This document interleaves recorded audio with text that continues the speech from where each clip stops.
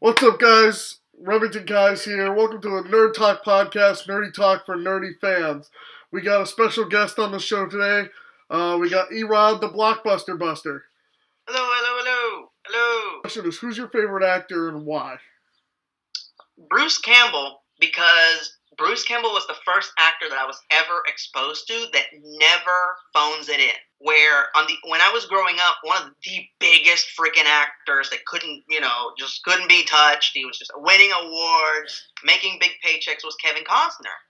And I would watch him in Dances with Wolves. He was great. And then I would watch him in another movie, and he was horrible. Like, what the hell? Really? This is the highest paid actor these days? Really? And then I'm watching Bruce Campbell, and I'm watching him on Hercules: The Legendary Journeys. I'm watching him on Army of Darkness. I'm watching him on the worst possible original Sci-Fi Channel movies. Every time he's giving it his all, no matter what it is. Whether he's second banana, the main actor, it didn't matter. He would always give it his all. And I just loved it. I just ate it up. And then when I was in high school, I read his book, If Chins Could Kill, for Confessions of a B-Movie Actor. Yeah. And I just, fell in love with the guy in a very hetero way. Fell in love with the guy. He didn't talk like an actor. He talked like a filmmaker. Yeah. And it blew me away. It's like, this guy in real life is somebody that I would choose to hang out with. I'm not just in love with the persona Bruce Campbell. I'm in love with the person that he actually is, which is rare because actors put on a persona when they do interviews and whatnot. Exactly. But going back to our recurring theme of being truthful, that's a guy that is unapologetically honest all the time. Doesn't matter who he's going to insult. And he gets in front of an audience. He does the best panels in the world. If you had a chance to go to a Bruce Campbell panel, go. Because the guy will stand in front of his fans, make fun of them, tear them a new one. Every time they ask the same dumb question, you ask the same dumb question already. Just completely make fun of them. And everybody has a good time because it all comes from an honest place, exactly. And it all comes out of appreciation and love, but it all comes from an honest place. And it's just Bruce Campbell being Bruce Campbell, being 100% honest, no bullshit. If you want somebody to feed you lies, go to the other panel with the actors from, I don't know, Game of Thrones or Walking Dead or whatever. But if you want truth from somebody that has experience in the business, I'm your guy. Yeah. And I'm not going to blow smoke up your ass. I'm not going to tell you that if you write a script and walk into Warner Brothers, they're going to make your movie. I'm going to tell you exactly how it goes. Because, he's been in the business now, 50 years? Yeah, and he's still considered to be a B-movie actor, even though he's been in blockbuster movies and, highly rated primetime shows. Yeah, even that show, Ash vs. Evil Dead, you don't hear anybody talking about it, but it's one of the greatest shows on television. I think people talk about it. I really think people do. I feel like stars really didn't know how to promote it right. I think they were trying, in my opinion, they were hoping that it would be what Game of Thrones was for HBO, or Walking Dead was for AMC, or what Stranger Things was for Netflix, but those three shows, I bring them up specifically and on purpose because those shows became hits by accident, not by design. And they tried to capture that lightning in a bottle by design, and that's impossible. I feel that if they would have just catered to the loyal fan base and just advertised it as the hardcore, gory horror series that it was, you don't see hardly any of the gore or any of that stuff in the commercial. It's very much, they focus on the goofiness of it and the jokes, which is fine. That's part of the show. But I feel that if you are honest with your audience and you show them, hey, this is like a badass, like splatter horror, disgusting, gore fest, the loyal fan base will appreciate this, and the casual viewers will go, okay, well, they're being honest. I appreciate that they're straightforward with what they're doing. I'm going to check this out. But yeah, so that's what I felt. But I feel that, people are definitely talking about it and referencing it and stuff like that. It feels like people only in the inner circle, in the inner geekdom, nerdom circle, people are talking about. does any other circle really matter? I mean, the DVDs are selling like freaking crazy. That's true. And the show was getting ratings. It was just not getting the insane ratings that those other shows that I mentioned got. Number one, I never expected the Evil Dead franchise to get a continuation. Yeah. So that's wonderful. And secondly, I got 30 more episodes of Ash vs. Evil Dead than I thought I was going to get. So I'm very happy and very satisfied. And never thought in a million years I would see Bruce Campbell play Ash again. And again, in my top 10 Bruce Campbell characters episode, I mentioned it. You know, it's like, if he plays it again, that's wonderful, but you know, it's highly unlikely. And then he did. Yeah. So never say never. So I'm just grateful that it existed. You know, I was happy. I would have been happy with just the pilot. The pilot was awesome. Yeah. You And know, the pilot was well that was talked one of the about. greatest pilots I've ever seen in my life. If it would have just been the pilot, I still would have been happy. But we got 30 freaking episodes of Ash being the smart mouth, dumbass, badass, and with plenty of cameos from everybody, Yeah. from Xena and Hercules, all over the place. If you were paying attention, doing cameos and contributing to the show all over the place. So it was reliving a lot of my favorite things from his career. I am eternally grateful for those 30 episodes, however, 15 hours of television. That's awesome. So the next question is, do you watch a lot of like other movie reviewers? If so, who's your favorite movie critic? Why? Movie critic?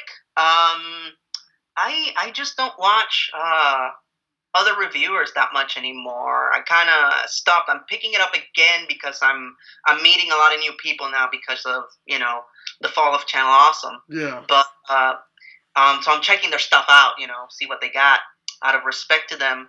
But my favorite internet personality will always be Little Miss Gamer. Yeah. Always. Even though she hasn't made a video in like 7 years. And it was quite simply because, and again, this is the theme for this episode, she did her own thing. Yeah. Everybody else, me, Linkara, Angry Joe, AVGN, everybody was an angry reviewer. Yeah. Hell, some of them had the word angry in their name. All right? And she went completely the opposite direction and decided to express the joy in what it was like to play those retro games that she would review. She did a whole episode where she played Simon, the portable game where you just match the colors. Yeah. The whole video is her walking the streets of New York and challenging people to play Simon with her. And it was amazing. It was one of the best videos I've ever seen. At one point, Tom Green plays Simon with her. Jeez. Okay, that is how charming and appealing that woman is. Yeah. That she will make this crappy, old, gimmicky toy from the 80s that I haven't thought of in years. You know, I think I got one for Christmas, played with it for 5 minutes, threw it in the corner, never picked it up again. Probably used it as a flying saucer while I was pretending to play a different game at some point down the line. And here she is capturing the joy of what having that toy was like. And she's a grown-ass woman. Yeah. So that gift that she has to find the value in these old things, I thought it was amazing. I thought it was a talent that was so unique and so scarce that I envied the hell out of her for having that ability, and I so wanted to be able to do that myself.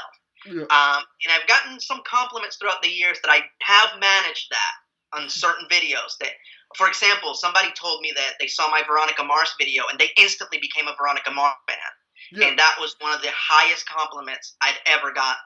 That's like, I never heard of this show.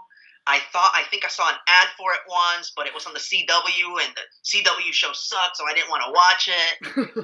You convinced me otherwise. I checked it out. It was amazing. Thank you. And that, man, the only time that I felt better about a fan response was when a soldier confessed to me that he would devote the very little internet time that he was allowed while he was stationed in Iraq to watching my videos. And that blew my mind.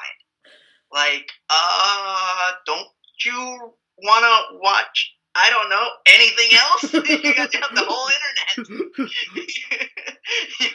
you could be watching Buffy the Vampire Slayer, Star Trek: The Next Generation, but you chose to watch me, and it's like, bro, you make me laugh, and you always talk about all the stuff that I like. Yeah. And dude, I've never felt so small and so big at the same time. When you suffer a setback, how does that emotionally affect you in your work? Like when it comes to a Blockbuster Buster. I didn't start doing this because I thought it was going to be easy. Just show business in general. Just making movies, working, making my own, working on somebody else's movies as a crew member, making these videos. I do it because I cannot not do it. Yeah. Okay? It's just in my DNA. I have to do it. With that said, I know that there will always be setbacks, all right? I know that somewhere in the horizon there's another hurdle, there's another obstacle, okay? That's a given. That's just the way it is, okay? I'm always braced for that. I always am. I'm just accustomed to it. It's like, being a fisherman out in the far sea. You know you're going to get hit by storms, so you bring your storm, gear, the end, and you deal with it. And you go out there and you catch the fish and you pull the net onto the boat in the freaking rain and with the wind in your face and with the water hitting your face like daggers. And because you're braced for it, you're ready for it. You know it's going to happen. It's inevitable. And as far as dealing with it, I don't think about dealing with it. I just keep going. Yeah. I just keep going. If it's a setback that's too big to work with, I just forget it. That idea is not working. Move on to another idea. Okay. And just move on. And also very important, as a storyteller, you should never get too attached to anything. Okay? Plain and simple. Because that's basically what I'm doing in the videos. I'm either telling a story as the Blockbuster Buster in a storyline, on an original storyline, or I'm telling you what the movie is about. I'm telling you the story of the movie. Yeah. So as a storyteller, when you're writing, when you're producing, when you're creating, you should never get attached to things. You should always be ready at a moment's notice to just let something go for the sake of making the story work, for the sake of doing your job. A great example that Joss Whedon gave on DVD commentary once, he did an episode of Angel called Waiting in the Wings. And it takes place at a ballet. And he literally wrote that entire episode because Amy Acker, who played Fred Burkle on the show, because she was a ballerina. And he's like, holy shit, I got to write a whole episode as an excuse to have her do ballet on camera. I love ballet. She's a beautiful woman. I want to see her dance on my show. Yeah. And literally, that was the first scene that the other writers told him to cut out because it wasn't working. Wow. And he cut it out because it's true, because the story comes first. Yeah. And and you can see the scene in the DVD special features, and he talks about that. He says, "This is my favorite scene that I shot on Angel, and it's not in the show." Wow. I had to cut it out because it wasn't working in the story, wasn't serving any kind of a function. You cannot get attached to things. To me, that's when I hear people having a setback. Oh, it's because I'm trying to make this work. Cut it out. Just get rid of it. If it's not working, just get rid of it and keep going without it, and just try to make the story, what you're producing, work without it. Exactly. The end. And what area would you like to improve on as a critic? Every area. You never stop learning. You can never stop improving yourself. Yeah. From better equipment to better performance to everything. I want to be the absolute best. For the season, I'm doing season 8 right now of the Blockbuster Buster. I know it's going to be grueling and stuff like that because I'm working a day job and I'm shooting the Blockbuster Buster on my free time. Yeah. So I've made it a point to incorporate diet and exercise into my daily routine because I need to be healthy at all times at a moment's notice. So when I have free time, I can shoot. Yeah. If I have free time and I feel like garbage because I'm overweight and I'm malnourished, that doesn't work. Again, I'm doing this. I'm improving upon myself so I can do the job. So there is no area where I feel that I couldn't be better. Mm-hmm. And once that's improved, I know there's another level after that I can possibly reach. So I think it would be pretentious to get to a certain point and just keep doing your videos exactly the same way forever. Because eventually people are going to get bored. Yeah. So, no, I always looking to learn and looking to improve upon myself. That's the whole reason I do the crossovers. It ain't because it's affordable, I'll tell you that much. It's not convenient. I do it because I want to meet Linkara. I want to work with him. I want to spend time with a guy who has over 1 million followers. Yeah. You know? I want to learn from that dude. I want to learn from the guy that knows how to do this correctly. You know? Yeah. That's a good point. I like that last point about the crossover stuff. My dad always says the same thing. And pass it along. If you want to be the best, find the best and learn from them. Yeah, that's a really good point. I like that. And what sort of movies will we be reviewing in the future with the Blockbuster Buster? What can we look forward to in the future? Well, it's always the same. It's always either blockbusters or wannabe blockbusters. You know, movies that were designed to make that kind of blockbuster money. Yeah.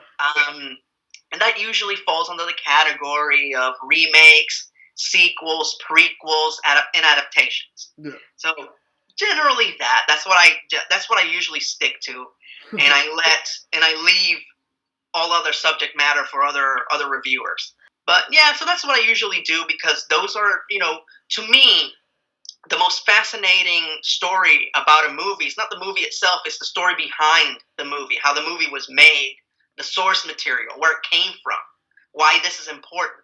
That in itself keeps me motivated, because that's the part that I find most interesting. Yeah. And then, of course, you know, I riff on it, and that makes people happy. But yeah, so the subject matter that I cover as the Blockbuster Buster won't change. That's good. So we have 2 fan questions coming in today. We have a little bit of time. Do we know the names of the fans? I just have the first name, so I don't have any last names. So they know who they are, so just say the first name aloud, so they can get a happy from being mentioned. So we got Alex here today. Alex asks, Alex, he says, loyal member of the Legion. What do you got from Alex? He says, "Hey, love the show. After watching Infinity War, I can't imagine it beating Titanic or Avatar at the box office." Is this spoilery? No. Okay, good. So he says just in case somebody hasn't seen it. Go ahead. He says he can't imagine it beating Titanic or Avatar at the box office. Could you tell me how did those two do so good, and why Infinity War or Star Wars couldn't come close to beating them? I think they both pale. First things first.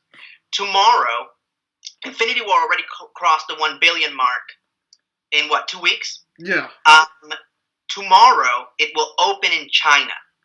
Yes. With the other big market, not the second, the other big market. There's the United States and China. Yeah. It already broke records in pre-sales in China, meaning it's gonna whoop ass for another week, at least until Deadpool comes out. Yeah, and Deadpool isn't coming out in China.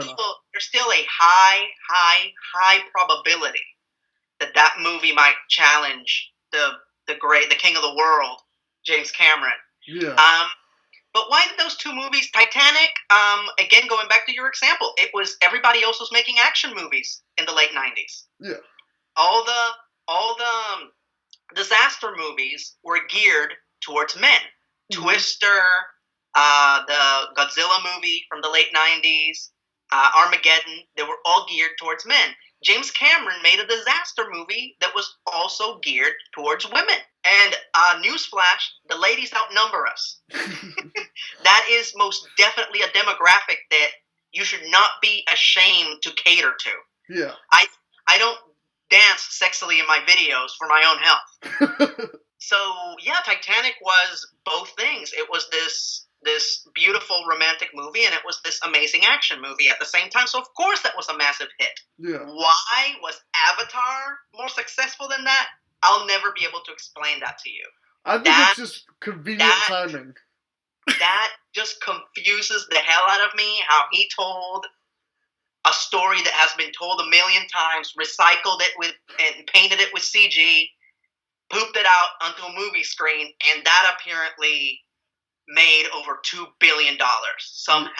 My wife always says that it's because most people were going to see it at IMAX, and that makes more money, but that still doesn't make sense to me. Yeah, and Avatar's final numbers were 2.8 billion. I don't know. Sold his soul to Satan. We haven't seen him in a while, so there you go. He's been promising Avatar 2 for like what? Going almost 10 years now? 2, 3, 4, and 5. So he keeps promising it, and we still don't see it. So we'll see what happens. But if the sequels are equally, if not more successful, I'll be greatly surprised. Yeah. Especially how the landscape of movies have changed, where you can't just recycle an old story and slap it on the movie screen.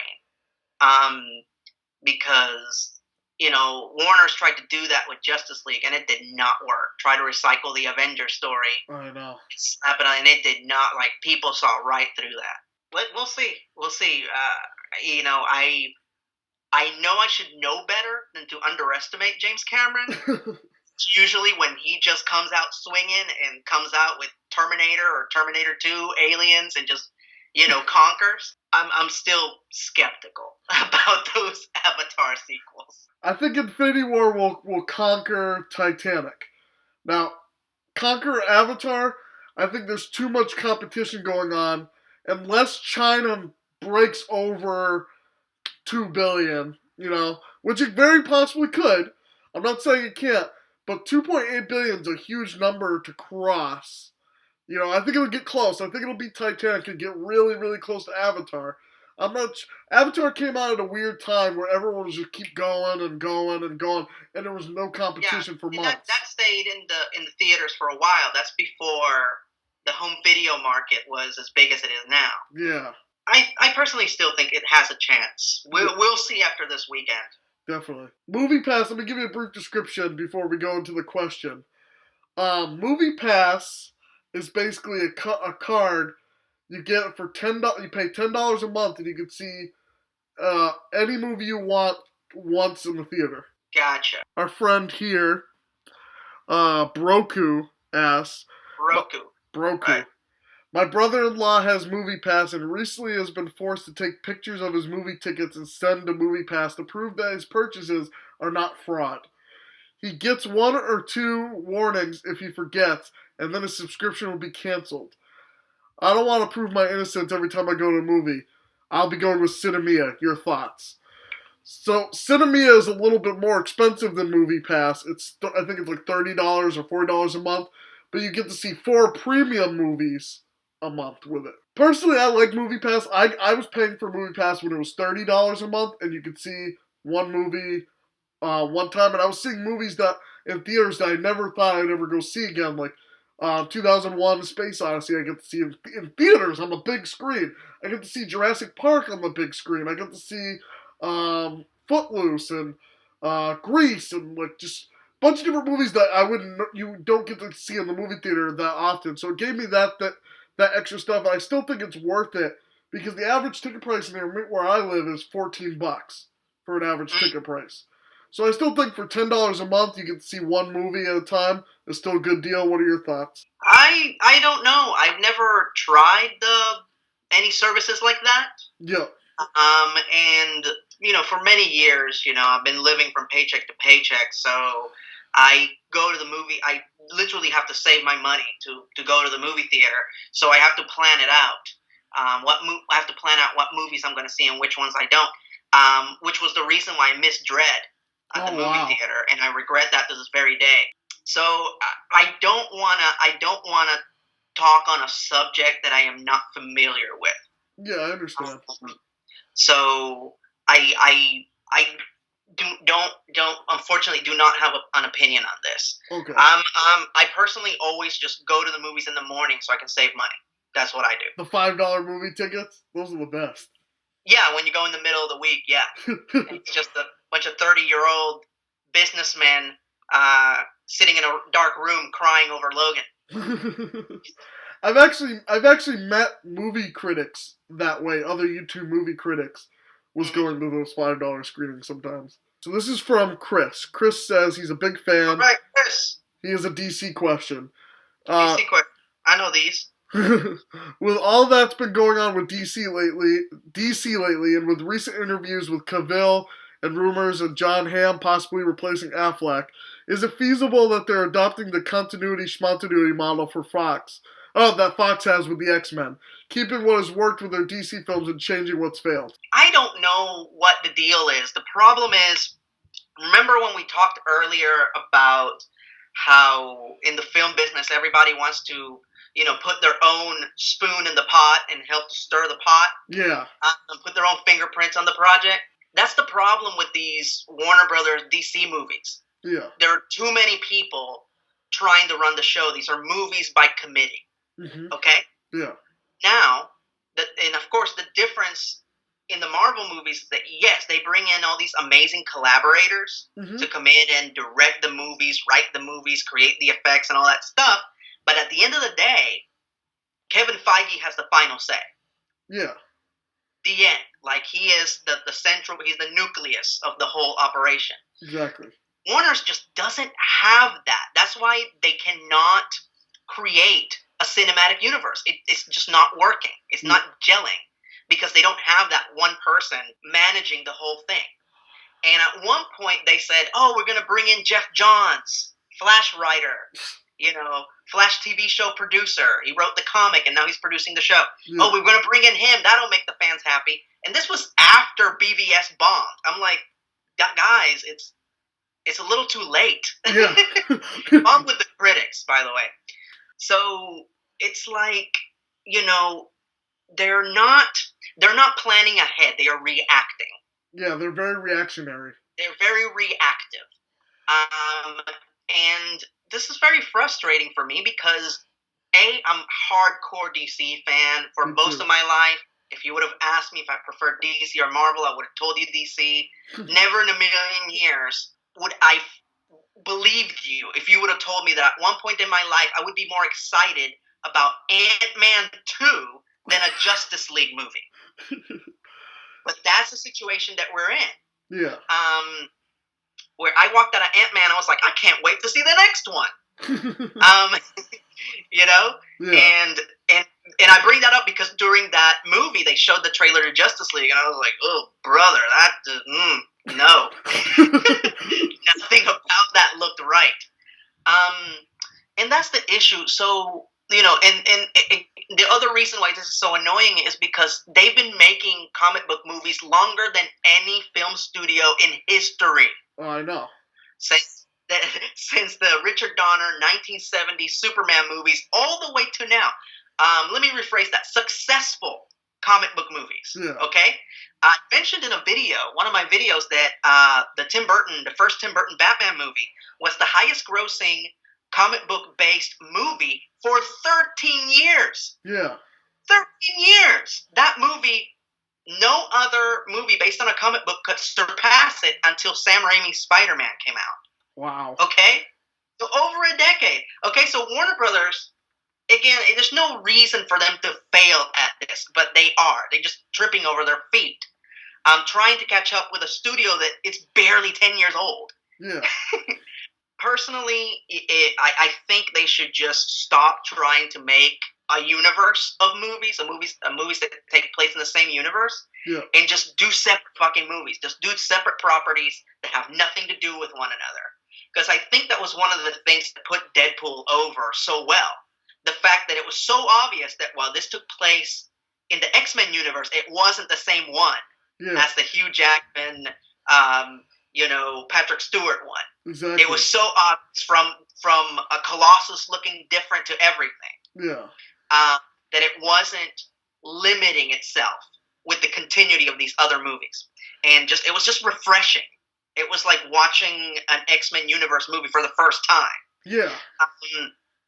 So, and another thing, trying to make all the movies murky and dark and broody, it's just a huge mistake.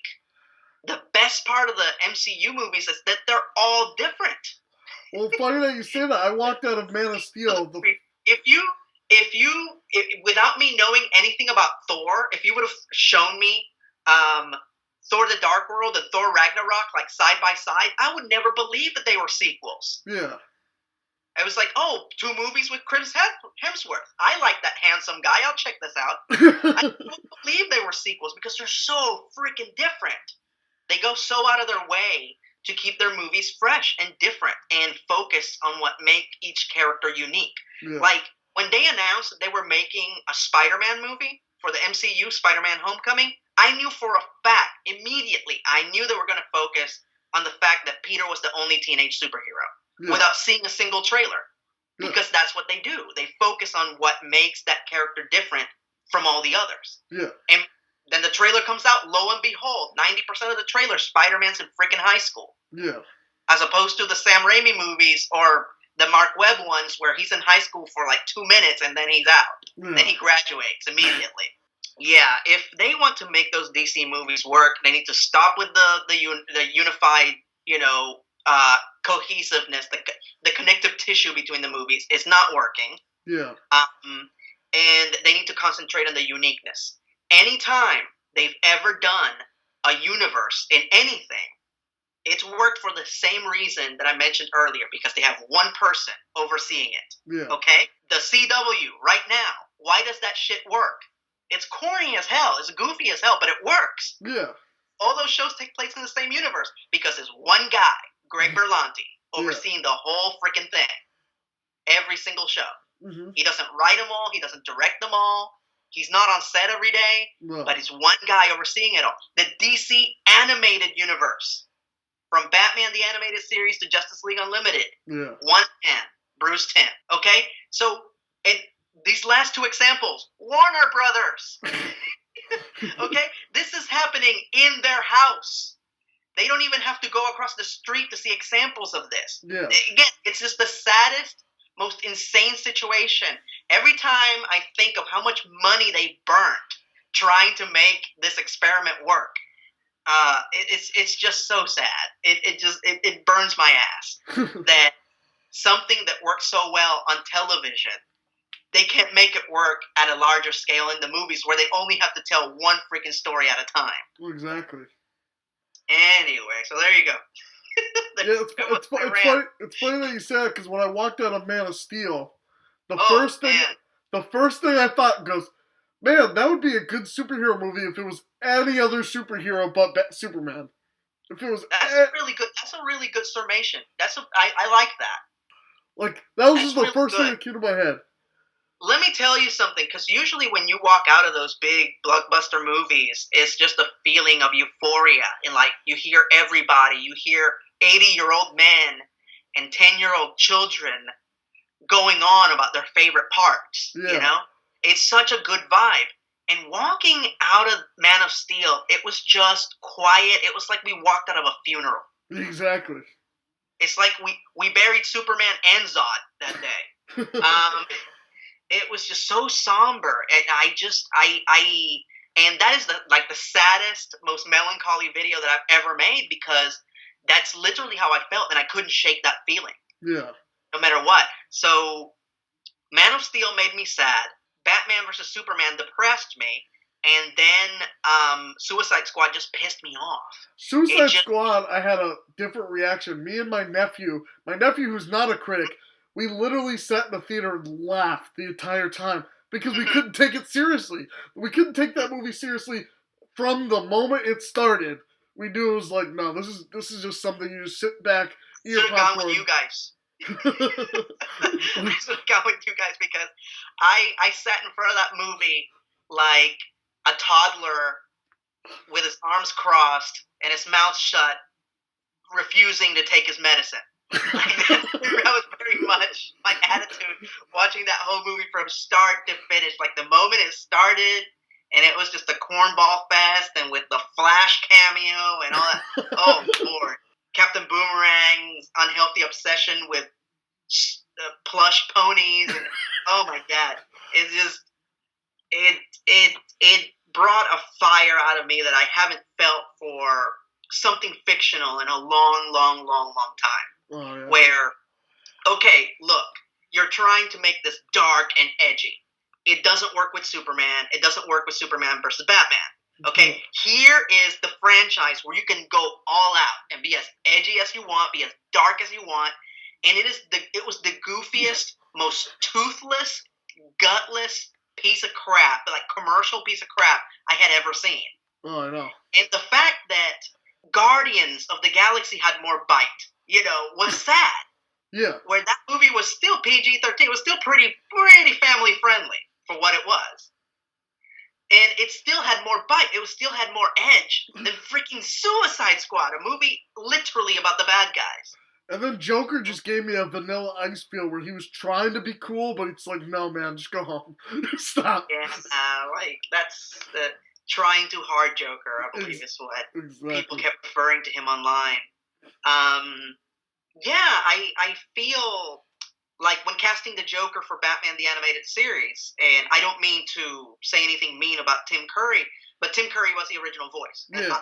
I love Tim Curry, and I wouldn't dare insult him in any way, but as far as I understand it, his performance was too dark, too on the edge. It was just too much. Where it was like he was putting way too much darkness into it. And Mark Hamill, on the other hand, he walked the line. Mm-hmm. It never felt like he was trying too hard. It felt more natural, like he was holding in that character for years. Yeah.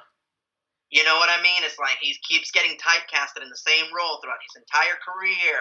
Sometimes when he does theater, he gets to do a different role, but not in the movies, not in cartoons. And then finally, boom, you can play a villain now. And he just, boom, just let it all out. Slowly, in spurts, just turning. Come to the dark side.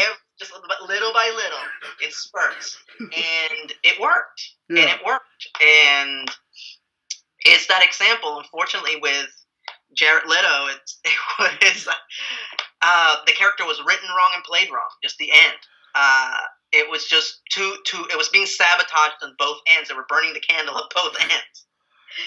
And let me give a shout out to Mark Hamill real quick, because he does an amazing job as the live action Joker and animated Joker. He played the trickster in The Flash, but I mean, the way he plays it, it's so close to the Joker. It's like pause. He actually did physically play the Joker in that horrible WB TV series, Birds of Prey. Oh, did he? I never watched Birds of Prey. Don't. Unless you want to feel sad, but don't. It's really bad. Whatever your notion of girl power is, that show is the opposite. Whatever fandom you may have towards the comic, that show is not it. All right? The episode of Justice League Unlimited, I can't remember what it's called. It's where Roulette captures all the female heroes and has them fight. Yeah. And it's Black Canary and Huntress solving the thing. That episode was actually written by Gail Simone, who wrote the Birds of Prey comic. Yeah. That is the best Birds of Prey adaptation so far. I like the one from Brave and the Bold. Brave and the Bold. Oh, Batman the Brave and the Bold? Yeah, the animated series. Yeah, what was it? The something of Matches Malone? Yeah, and where Batman's like pretending to be the bad guy there. And Matches Malone and the Lives of Matches Malone, something like that. Yeah, something like that. Yeah, that was pretty good. That was decent. She also wrote that one, I believe. Yeah.